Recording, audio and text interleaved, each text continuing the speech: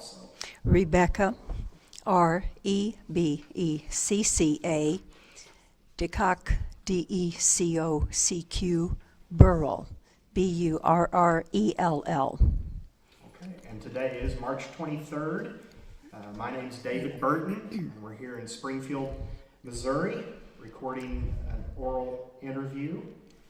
We're at the Botanical Center, and we're actually recording in front of a group that has shown up for a little oral history project and some information on one-room schools also. So that's, we're in front of an audience here, and you know that, and you're agreeable with letting your history become public.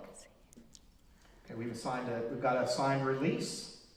Start by telling us when and where you were born. Well, this is an interesting story. You really need the dates, don't you? And everything. Just when you were born. Stella, yes. July 13, and absolutely ageless.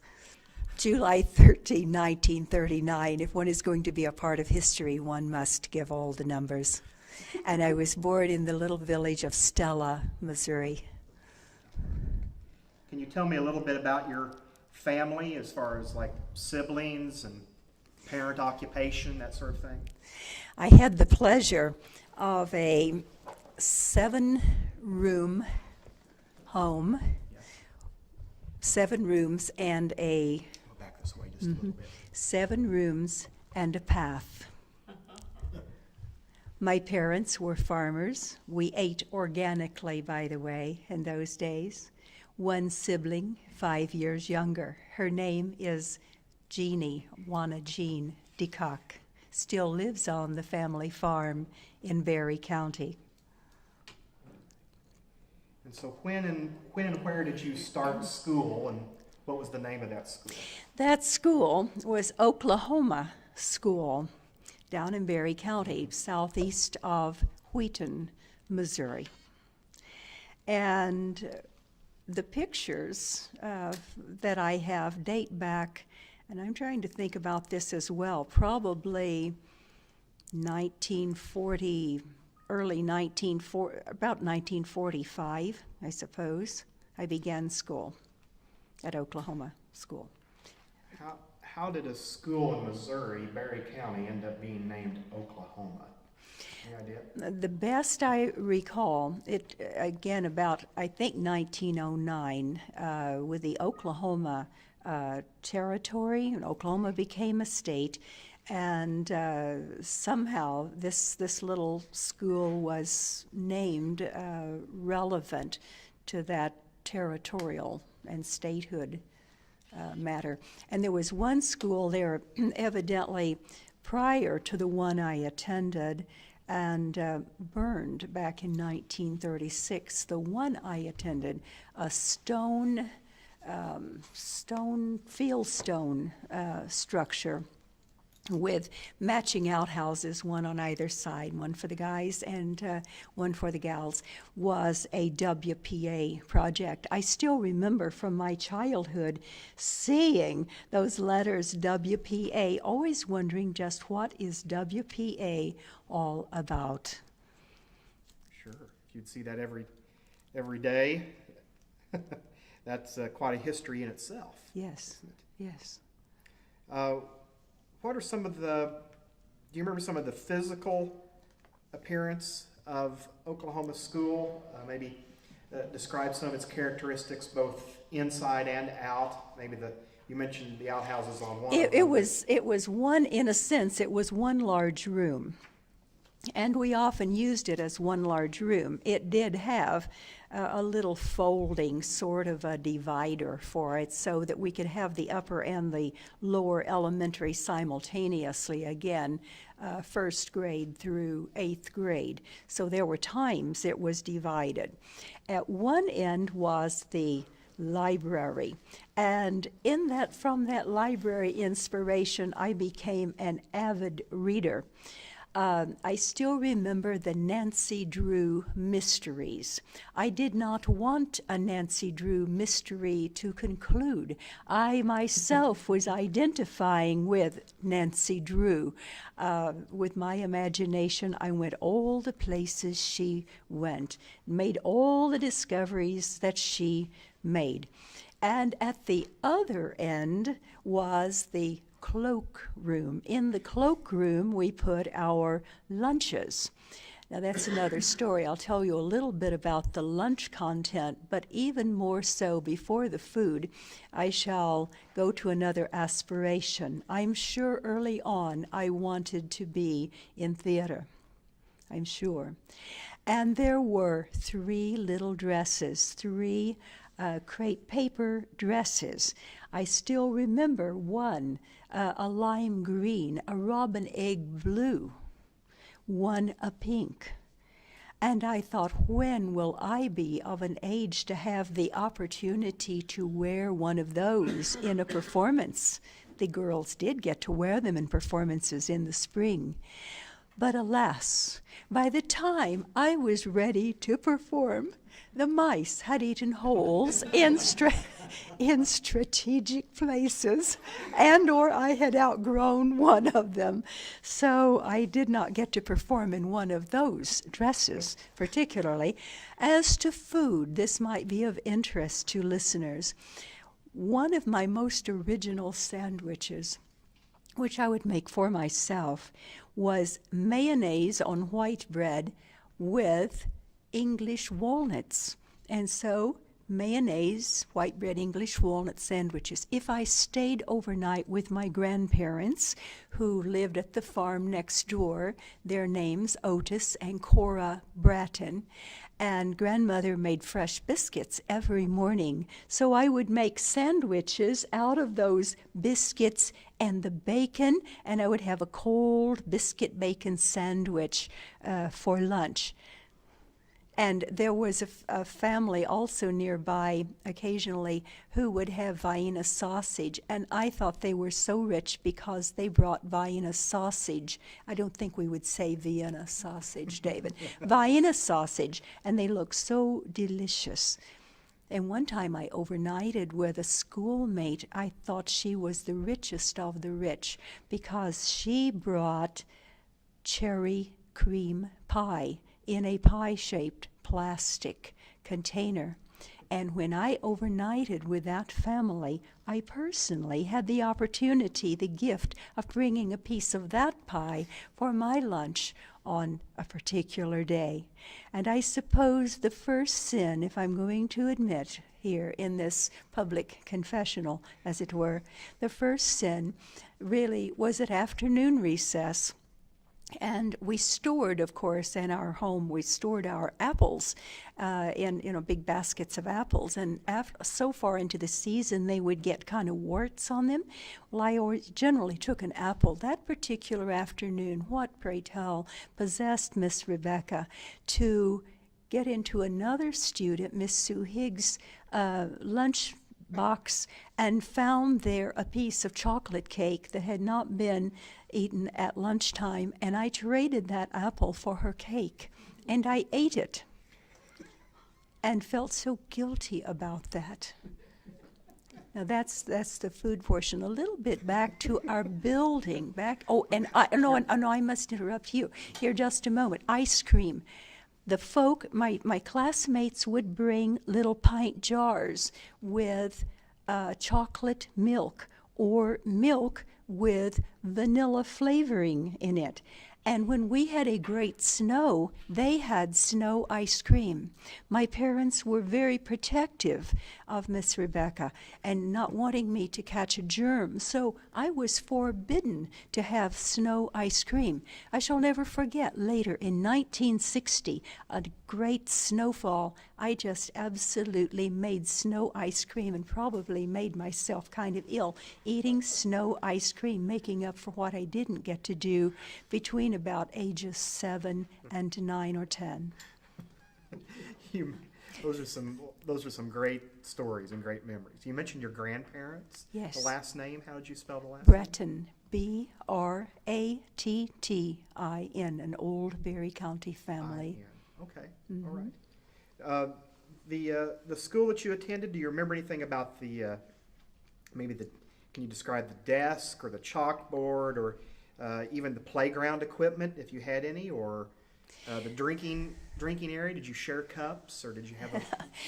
I'm sure that we had buckets with dippers, and we all grew up to be so exceptionally healthy, you understand. One of the first great encounters with great hygiene was at noon, and we marched down, walked in our little lines down to the basement where the wood heating stove was, by the way, and there was a stoneware container that had this slimy but kind of nice smelling soap in it. I still remember that. And we would hold our little hands down for a teacher or an older student, maybe a 7th or an 8th grader, to dip into this slimy soap. But to me, I just as well have been at some glorious spa, because this was soap like I didn't have at home. And she would put a little bit of that from a long plastic teaspoon, like stirring tea, long handled spoon, into our little hands, and then we would rub our little hands together, and then she would turn on the spigot for this stoneware container, and the water would run over my hands and into the bucket below. That was great. That was hygiene. Yes, we had black lunch every day. That was before I had my English walnut mayonnaise and white bread sandwich, or on really high days to have had the glorious pie I described earlier. Yes. And as to describing the building, there were iron bars out on the outside going down the steps on either side, like pipe.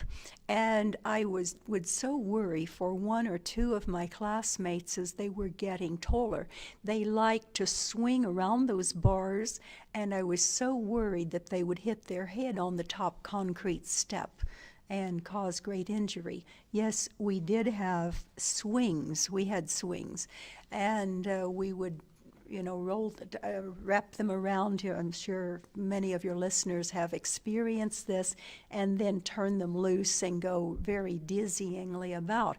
But a feature of this lovely, lovely imagination-inspiring place. I'm a creative, and I'm sure that this absolutely just to help to feed and form my creativity. But we had in the woods, beautiful little woods up from the schoolhouse, and we've had playgrounds, our little playhouses. We would bring old curtains from home, we would bring old broken dishes, and we would set up a playhouse. We got there early of morning to go up and sweep out our mossy carpeted playhouse, or visit each other a little bit before we actually gathered for morning class. And by the way, the building also, in addition to the blackboards and chalk, as you have described them, and I'm sure I love to decorate those blackboards with some of my early drawings. We also had a piano, and we would gather about, and it seemed like we were always fortunate to have a teacher who could play the piano, and we would gather around and enjoy quite a festival of song before we got underway for the day. It's quite glorious. Do you remember any of the types of songs you sang, or? Well, that's interesting. I wasn't anticipating that question. Probably if you go to any, I don't know if On Top of Old Smoky was a part of the repertoire at the time, and probably every traditional Christmas song, and, well, just simply old patriotic songs. I'm sure we did America the Beautiful, and hymns. We could have hymns if we desired, and we sang quite happily. It was a wonderful way to begin the day. Do you want to know how I learned to read? Is Sure. that How may did- be how that did may you be learn how to that read? may be out of context with the question listing, but I just feel inspired to tell you that Yeah, right now. sure. In this sort of a classroom setting, and with a very, very small group of students, and I being an absolute introvert, very exceptionally shy child, came the time for our first reading group, what would have been Run, Spot, Run, Jane, whatever, and the Dick and Jane series. And I was too shy to read. So when little Rebecca DeCock was called upon to read, I'm sure that, I just felt that shyness. Miss Hazel Holmes, my first grade teacher, my beloved one over all these years, for this reason. For some reason, I decided I should like to comb her hair. And I climbed up on her lap. And we were all sitting in this wee tiny circle, and tiny kids, didn't take up too much space, so this little circle. I climbed up on her lap, and she handed me her comb, and I combed her hair. And I combed, and I combed, and I was shy. But after a bit, then she opened the book and gave me the opportunity to read. And I did, and I've been reading ever since. But there was no fussing at me at that time for not being or for being too shy to read. She encouraged, and that was one of the beauties of that particular education. In many ways, I think if we go back and examine it in the light of all the wonderful advances in education today, if we think retrospectively, what we experienced would be the cutting edge in discovery and inquiry education today, and cooperative learning. And she taught us not to be uncooperative by being gentle with us. So I was a cooperative learner if I could comb her hair right at first. And when you talk about cooperative learning and some of those educational terms, you have a perspective on that, maybe different from some, because you teach education. I do indeed. Teach yes. at Drury. Drury University, my 13th year. But as I am looking out over this group, I'm finding individuals who attended Hillcrest High School, for instance, my first teaching assignment, the former St. Agnes Regional High School, the old Catholic high school, undergraduate art and business, double majors, so taught there 3 years. Hillcrest High School, public schools here in Springfield for 5 years. Served as an elementary art consultant for almost 14 years, maybe more, teaching specialist in art. And then I retired. Once upon a time, I retired for about 2 years or slightly less, and then to MSU for 3 years, and now 13 years this summer at Drury University with the School of Education and Child Development, and teach very creative classes in the graduate school. One in particular developing personal and professional creativity through the liberal arts, but that early creativity fostered, I'm sure, beginning at Oklahoma Schoolhouse, was the Zen-ness of education. So I was invited this very fall to design a new course. I'm always saying to my graduate students, and I'm sure those assembled here have experienced this a lot, I say, I not only expect you to think outside the box, but to design the box out of which you think. So I designed a course for entrepreneurship and arts administration undergraduates last fall at Drury, entitled The Zen of the Idea Beyond the Box. Beyond the Box, which would take me back to my art experiences as a child at Oklahoma School. Yeah. And this may not be in your lineup of questions right now, but while it's on my mind, see, you are a very creative interviewer in that you let me digress and roam about in the topics, but Well, that's you're where staying- you get your But you're finest. staying in the topic of the one-room school and how And it that affected is, you. well, so. it's the impact definitely of that education. But we had, I suppose, what were called, the best term I can conjure up was a hectograph. It was a jelly, a purple jelly, sort of is jelly in a wooden frame. When I tell you about this, I personally forget what age I am. I'm ageless, younger this springtime. But this somehow, it seems beyond my imagination, as if we should have these things now again. And so there were these purple lined designs, David, and one in particular was of a bluebird, And I remember the teacher would pull these sheets off, pull them off with this purple little jellied plate of sorts. And then I would set about to color. And speaking of outside the lines and outside the box, I adorned that bluebird with all kinds of frills and feathers that did not particularly belong to a bluebird, but it was my imagination of that bluebird. And it was also the day and time when our artistic acumen was lauded, and so therefore my bluebird was just quite fine. Well, I think, if I recall correctly, yet Bluebird showed up later on in a pretty unique project that you That did. bluebird did show up, and for those gathered, I'm going to hold up two Okay. things. Unfortunately, this beautiful medium for this historical account is for those with great imaginations. So therefore, you are visualizing. This, by the way, was a drawing when I learned yesterday of a squirrel from long ago, and that was actually done in that time period.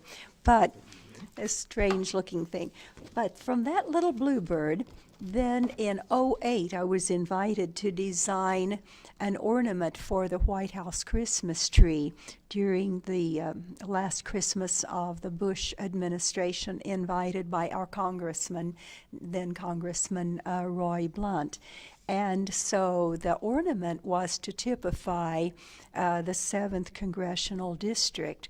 And the ornament itself depicted our family farm during snow season, the old barn, the old silo, and tying it all, and then our Missouri bluebird on one side, and then tying it all together, interesting vine work as well as the dogwood, which cascaded down from the top and up from the bottom, because we were not sure where the ornament would be placed on the White House Christmas tree. And then I thought how interesting to have had the early bird designing experience at Oklahoma Schoolhouse, and then to view this one on the White House Christmas tree at a reception for the artist in Christmas of '08.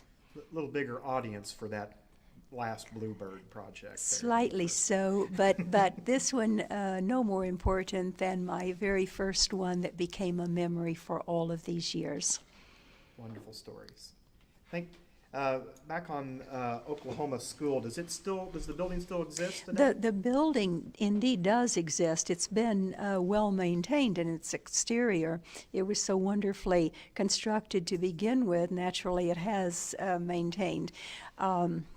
It's now a dwelling.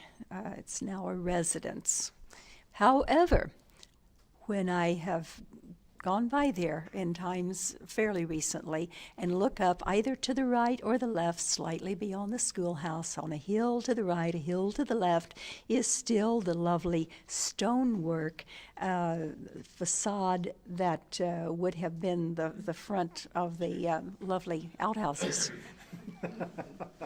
You had stone outhouses. That's kind We of we indeed that's a we step up indeed from we some. indeed did, and it was actually with two holes. Now, but the same also that was very fancy in our own home. You must understand, and I don't know that I had planned to share this with folk in general, but I think I shall as a part of history. Um, in our, as I said, we had in our farmhouse, beautiful, beautiful farmhouse, still is today, except for outhouse. I think it's about seen better days. But it was also a two-hole structure. And interestingly, we kept the Sears Roebuck catalogs there to read, as well as, that Sears Roebuck catalog, multitasked, I'm sure, in today's parlance. And then also, periodically, I would look up, and there would be the family, maybe not the family, but certainly the farm. One of the farm black snakes had sought a little refuge there, and we learned early on not to bother the black snake because it was a good mouser, and it would come down and pay visit to our outhouse with a Sears Roebuck catalog. Another place to learn to read while you're making decisions by the process of elimination.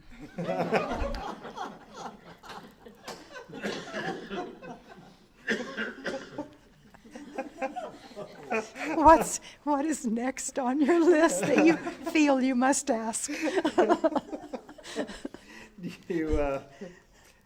You've come with a whole stand-up comedy routine for us. That's wonderful.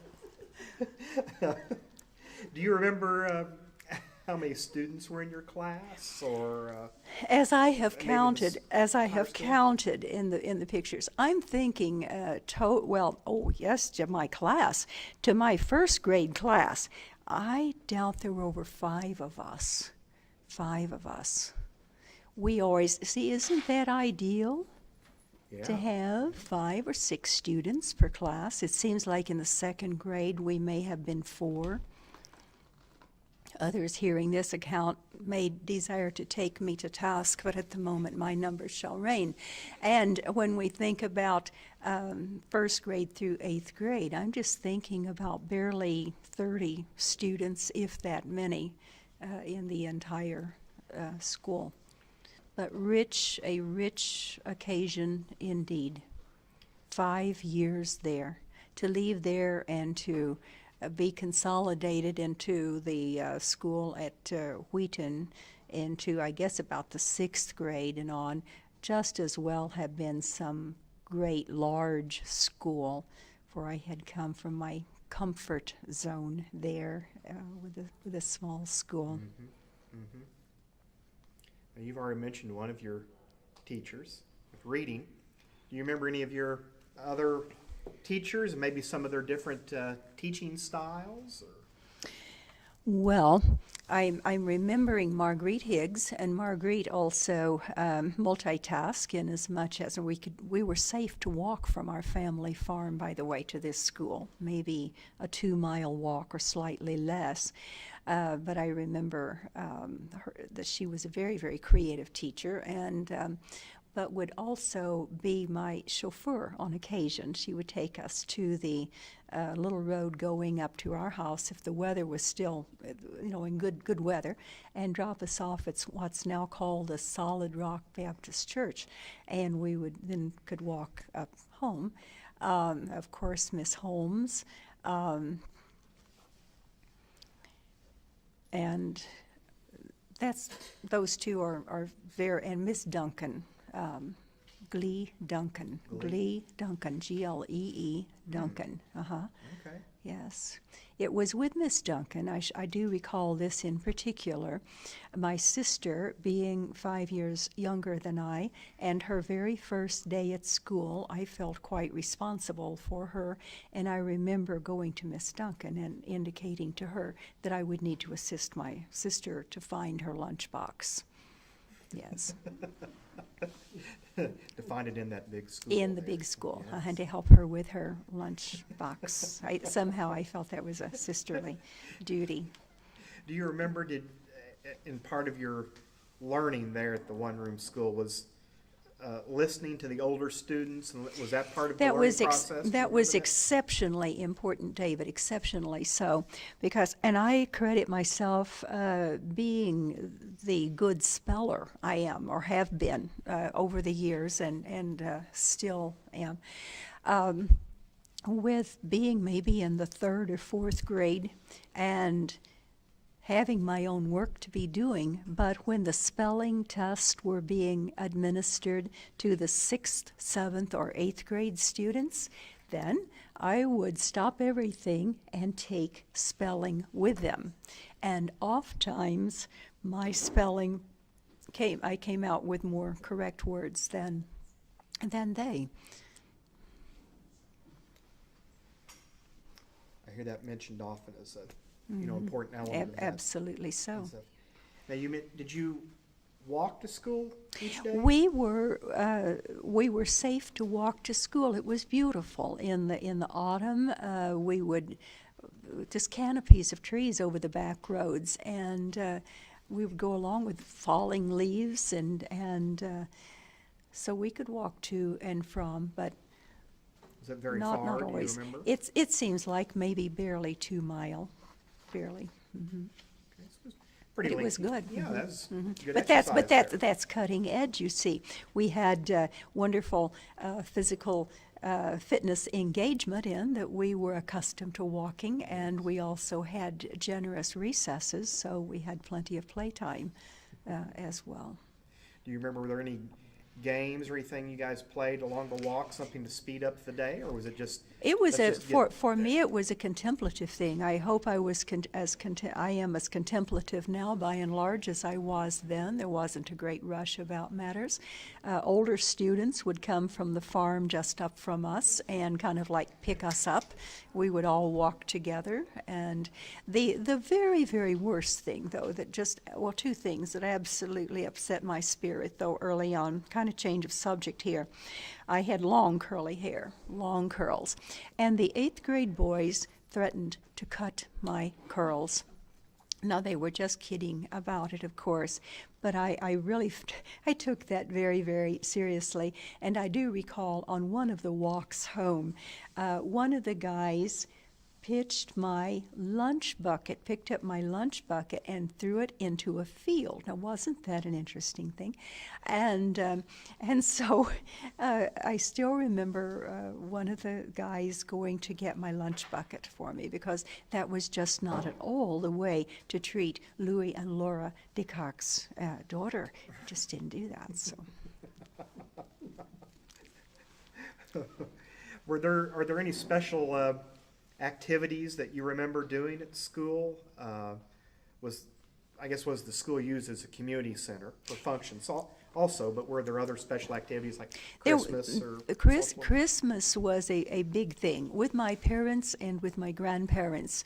They would always speak about having, I still remember my grandmother, Cora Bratton, talking about Santa Claus. So we're going to have Santa Claus and we're going to have Santa Claus and Christmas at the schoolhouse. And my parents made it a point, and the grandparents as well. And I felt very rich, by the way, in this particular environment. They always had for me 2 or 3 lovely gifts. It seems like somehow my name and my sister's name were called more than most of the other children. And so Santa Claus always seemed to leave us more than he left for the other children. But yes, we sang Christmas songs. We had little plays. We read poems. I remember reading a poem and holding my doll that year, my doll named Bess. I did that, of course. And Christmas was quite a big to-do. It actually was. The whole community turned out for that. Absolutely, but alas, I did not get to perform in the spring in my lovely crepe paper frocks. Any chance that a family member was playing Santa? Was that why your name was being called more? I knew not. I think back, and I still believe in Santa. We talked about playground equipment some, but what things do you remember about recess, maybe how long it was? Oh, or it seemed games long. you would play? It seemed long. It's not that I particularly like to play games. I still don't like to play games. And so they played baseball, softball, and we would have Friday afternoon games sometime with neighboring schools, and they would come to us or we would go there. There was some game about duck and something or other, and I'm sure I'm sitting in the presence of those who could fill in the blanks on that. Whatever it was, it seemed totally unnecessary to me. So I would probably have had either a book or two or a doll and would have been off in a corner reading. I probably seemed, as I think back retrospectively, probably somewhat antisocial, actually, but I would have done a lot of drawing. I would have probably spent time drawing and maybe going outside. The swings were okay, and but not just a lot of group participation from my part. Yeah. Maybe 2 or 3 little girlfriends we might visit together somewhat. Do you remember what you did during bad weather? During bad weather, we did have game. There was, oh my goodness gracious, how you are tapping my my retrospective memory here. It's something, oh my goodness, where we would put on blindfolds, and I could almost ask someone from the audience. It's a guy and a gal's name, and they'd call that name out. And then we would, for this purpose of this interview, is not going to be making a whole lot of sense because I don't have a total answer to that question. But yes, but we would do that. We'd have spelling bees and another game, Hangman. It's been forever, but we did that, and a lot of spelling bees, that type of thing. And I well remember a very strong, I'm changing the subject here. That's always what you do. If you don't know the answer, please change the subject quickly as possible. And I am remembering we had a very, very strong PTA and very important PTA. And even today, as we're doing this interview, I'm noting that the Encyclopedia Britannica is going the way of the dinosaur, and technology is taking over. And so to find a set of Encyclopedia Britannica is will eventually be a big to-do. But of course, that was quite the source of all information at that time. And my father, Louis de Kock, and Jocelyn Terry, both very active with the PTA, were having a debate on fire and water. Which is the more important, fire or water? It could have been a debate before any august body in this nation. And I took that so seriously, but what I didn't understand about it was that my parents went one evening to the Terry's home to study that the encyclopedia. My father and Jocelyn sat down together and made notes as to the elements of fire or water. And then they had this debate as to which one is most necessary, which one can we not get along without. And I still could not understand why they were collaborating on that. Of course, they were getting the information to shore this up, to have a nice performance for the folk attending the meeting, but it did not intellectually make a great deal of sense to me that they were getting their points together, although each taking opposite sides. But it was probably one of the most early intellectually stimulating evenings that I had at about age 8. An evening there. That's quite a debate. It was That's indeed. The Terry, how was that last name spelled? Terry. R-R-Y, okay. Yes. You don't remember any? Were there any bad weather episodes there at the school while you were? I don't know. I don't. Recall any of those? Of course, but see, bad weather episodes didn't get in the way of our going to school in that day and time. My father would load a few extra bales of hay in the back of the pickup, and we made it there. We did indeed. Did you have a particular chore at the school that you remember? Did you have to pound erasers or clean How did water? you know? Yes, I did pound the erasers, but I pounded the erasers not just to get the dust out of them. I pounded the erasers along the side of those lovely stone, the rocks, the stones on the side of the building, and would make patterns out of them. So even that became a creative endeavor. That's awesome. Yes. That's tremendous. And, I would not have guessed it was the erasers. probably clean the chalkboard, the blackboard, on occasion. Mm-hmm. Mm-hmm. Very good. Those are great memories. Your eyes sparkle when you talk about it. Absolutely. It was a positive experience. Very, very. Why? Now you mentioned lunch. You confessed Yes. to a few things involving lunch, but at that time lunch wasn't being provided in your school building. my Never goodness. bring lunch. Of course we did. Of course we did. Most interesting things. Oh, by the way, I'm sure that I also had frog legs for lunch once in a while.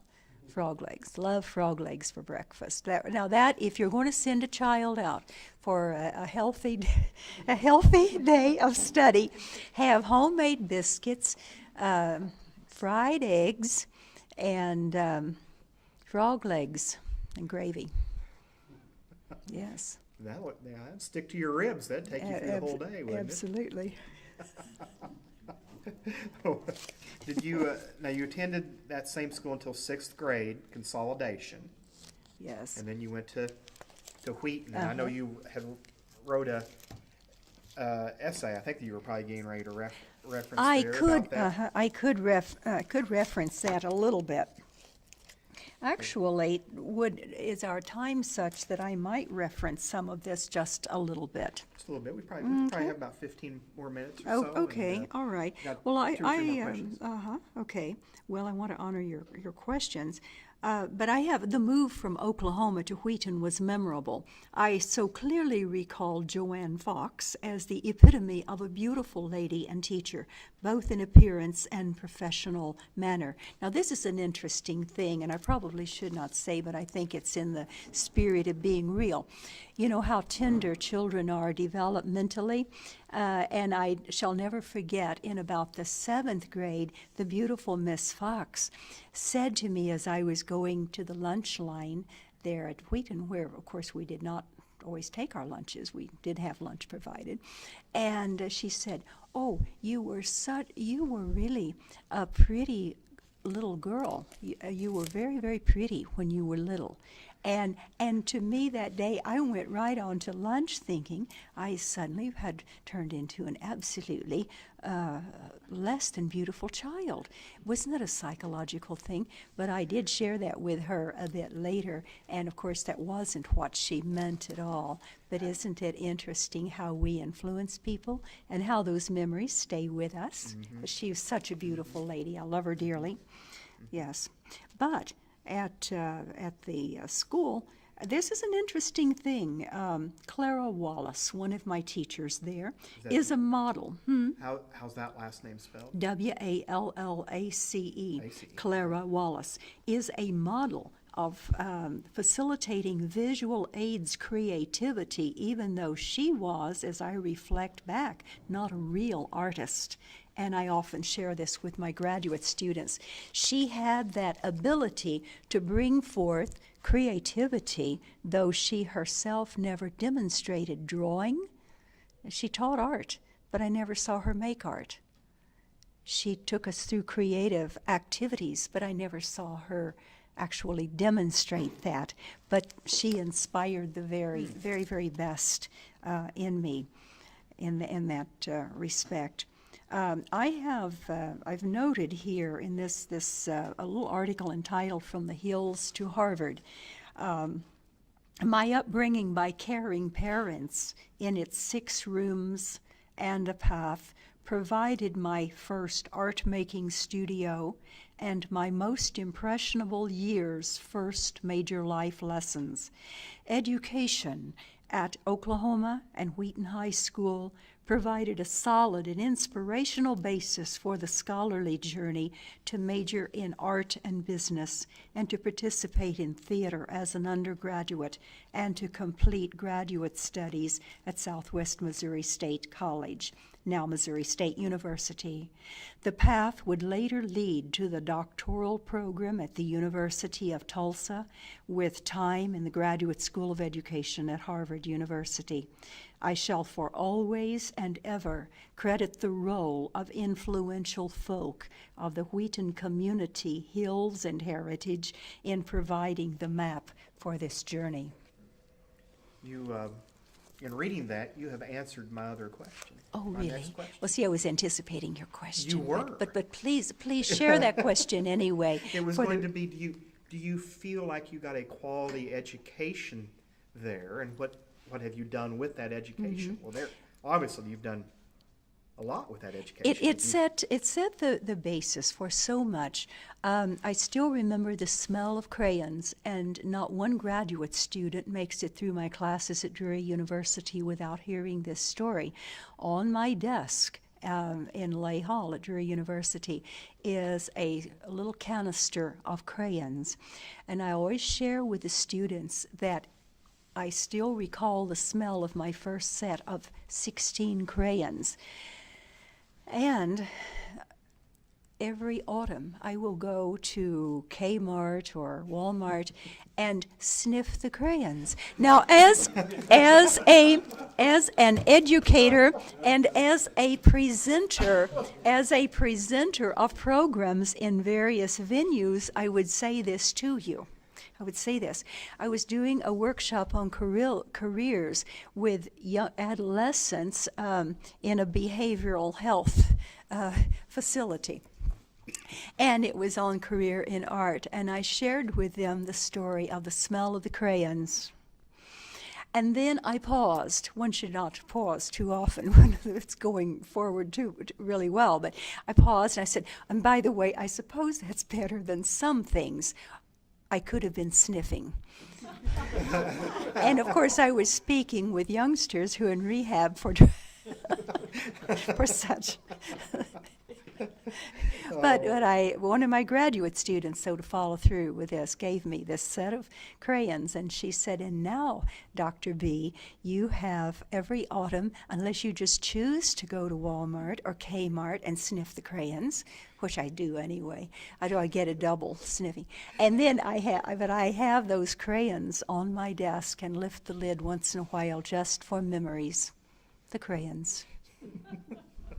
I'm still coloring outside the lines philosophically. Yes, you are. That's just fine. That's just fine. That's a great story. Have you another question? Yeah, a couple more. Okay. Is that all right? Okay. So you do feel like you got a quality education? Absolutely, that every child could be so blessed. Sometimes we look back retrospectively, or we look at rural education opportunities, and where the community, where it's truly the community. It does take that village to raise a child in many respects.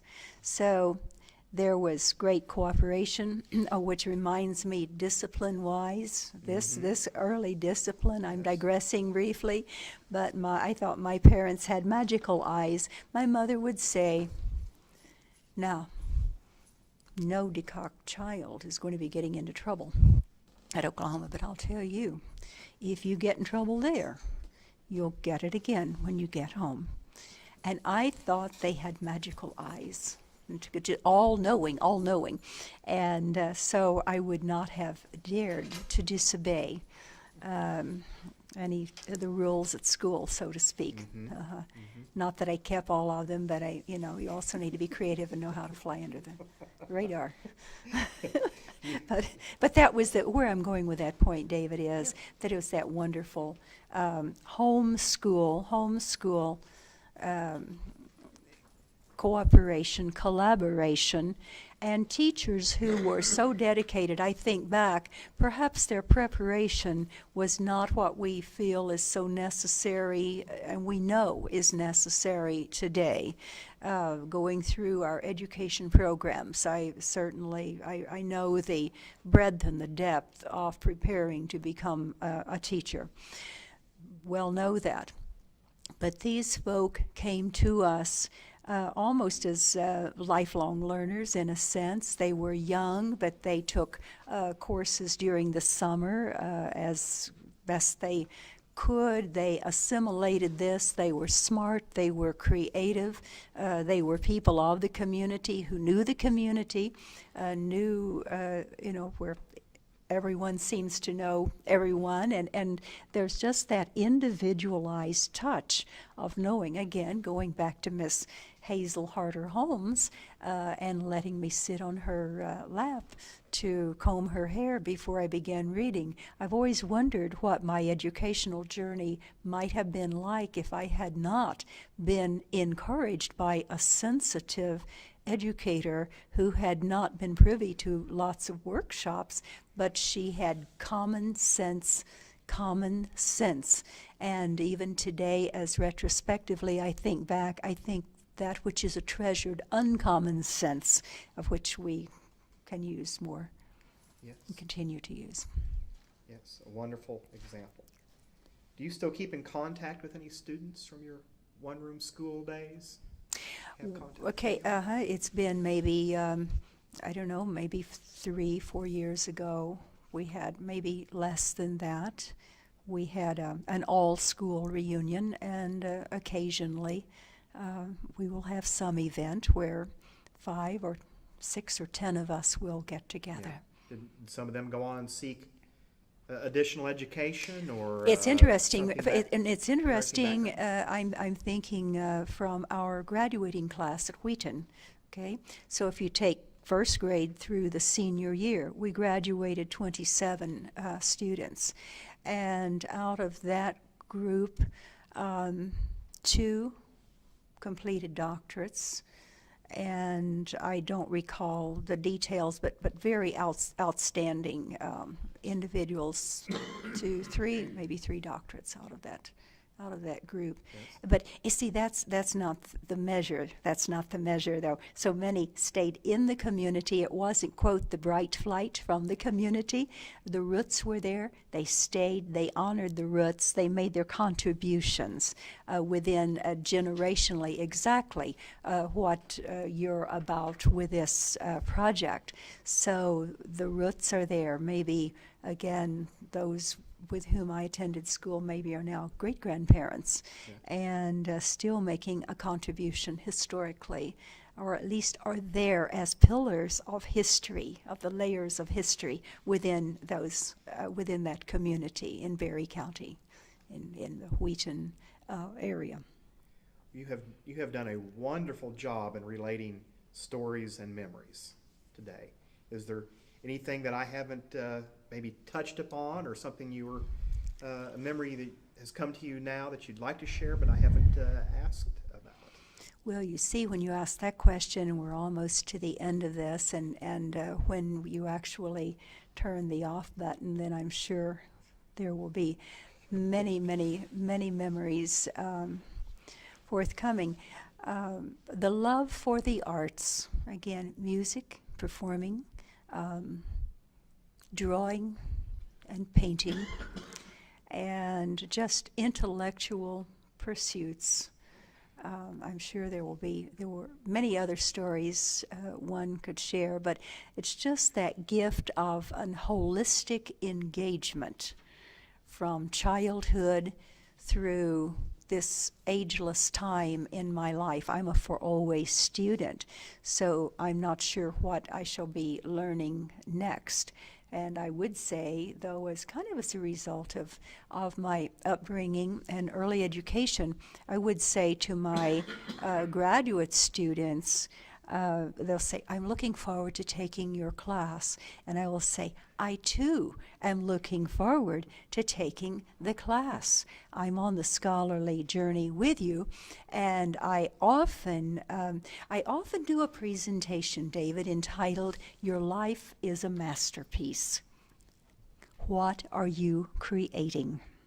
I use art as metaphor for life.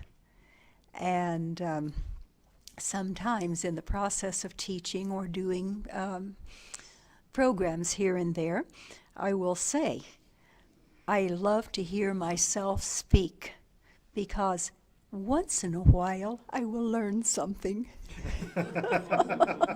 So I feel like I am the one who has learned the most today, David Burton, being in your presence and in the presence of those assembled who have brought great energy to this interview, because you have listened with very engaged attention. Your energy has been with me, and it is a bit historically and holistically as if we have spoken with one voice here today.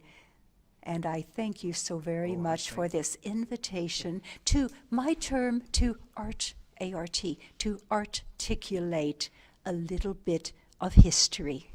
Thank you. You're